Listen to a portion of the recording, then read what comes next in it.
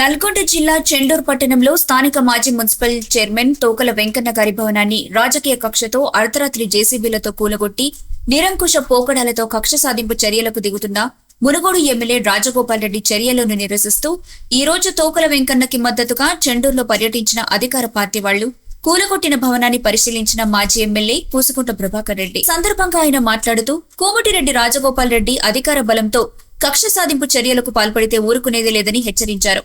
Road విస్తరణలో భాగంగా రోజుకో మాట చెబుతున్న రాజగోపాల్ రెడ్డి తుగ్లక్ పాలన చేస్తుంటూ ఎమ్మెల్యేగా గెలిచినప్పుడు సొంత డబ్బులతో చెండూరును అభివృద్ధి చేస్తానని 100 ఫీట్లకు తగ్గేది లేదని చెప్పి ఇప్పుడు తన ఇష్టానుసారంగా ఒక దగ్గర 90 ఫీట్లు మరొక దగ్గర 85 ఫీట్లు ఇంకో దగ్గర 78 ఫీట్లు తన ఇష్టానుసారంగా రోడ్డు విస్తరణ చేయిస్తున్నాడని అన్నారు. చెండూరు మున్సిపాలిటీ మాజీ చైర్మన్ తోకల వెంకన్న కూల్చిన భవనం ప్లేస్లోనే మళ్లీ తిరిగి కట్టే విధంగా వెంకన్నకి న్యాయం జరిగే విధంగా పోరాడుతానని తెలిపారు. మంత్రి పదవి మీద ఉన్న ప్రేమ ఈ ప్రాంత అభివృద్ధి మీద ఈ ప్రాంత ప్రజల మీద లేదని ఈ సందర్భంగా మేము మనవి చేస్తా ఉన్నాను. ఇది కూలగొడితే ఏమైతుంది? ఇలా న్యాయస్థానాలు ఉన్నాయి, న్యాయ వ్యవస్థ ఉంది. న్యాయ వ్యవస్థకు పోయి తప్పనిసరిగా ఈ నిర్మాణాన్ని నువ్వు ఏదైతే రాజకీయ కక్షతోటి దీన్ని ధ్వంసం చేసినవో తప్పనిసరిగా న్యాయ వ్యవస్థతోటి మేము మళ్ళీ అక్కడ తీసుకొని ఈ నిర్మాణాన్ని మళ్ళీ చేపట్టి ఈ మా నాయకుడైన తోకల వెంకన్న గారికి న్యాయం చేకూరుస్తామని సందర్భంగా తెలియజేస్తా ఉన్నాం. ఇలా ఏం చేస్తావా తోకలెంకనని? తోకలెంకన తోక కూడా వీకలేవు. తలుచుకుంటే ఈ ప్రాంత ప్రజలు తలుచుకుంటే తరిమి తరిమి తరిమి తరిమి కొడతారు.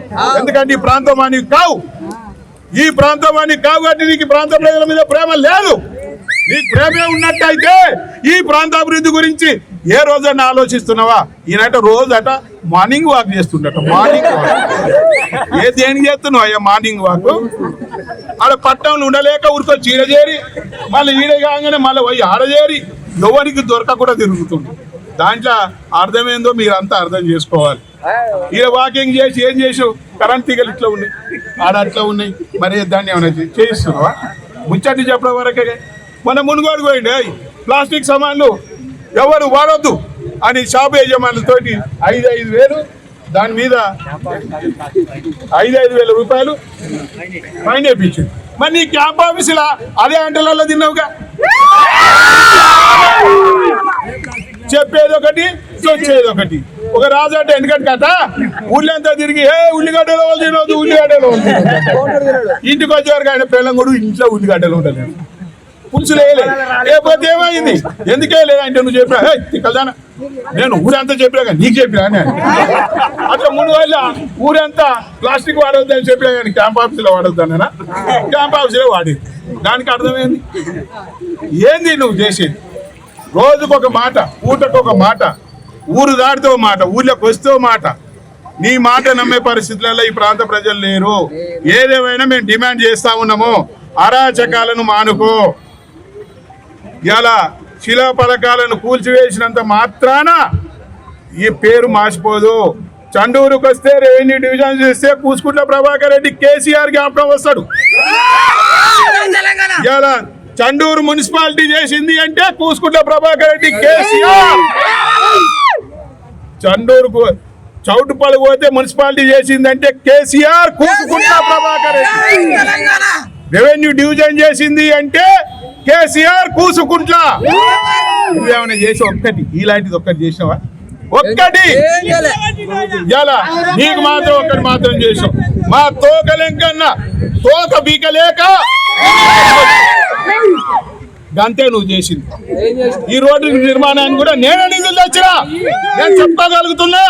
నువ్వు తెచ్చినావని చెప్పు, నేను సెంటర్లో కూర్చుందాం. ఎందుకని మా కార్యకర్తల మీద నీకు ఇంత ఆక్రోశం, ఇంత కోపం?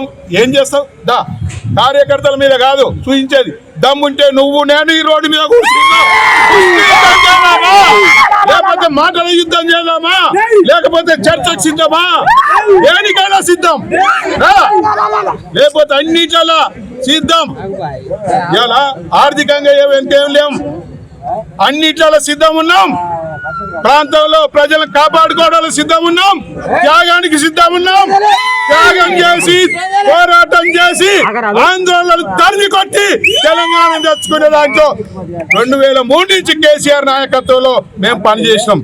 మీరు దొంగ పోరాటాలు చేసి దొంగ దీక్షలు చేసి మేము తెలంగాణ తెచ్చినామని గొప్పలు చెప్పుకునే మీరు ఇలా మాట్లాడే అర్హత లేదు.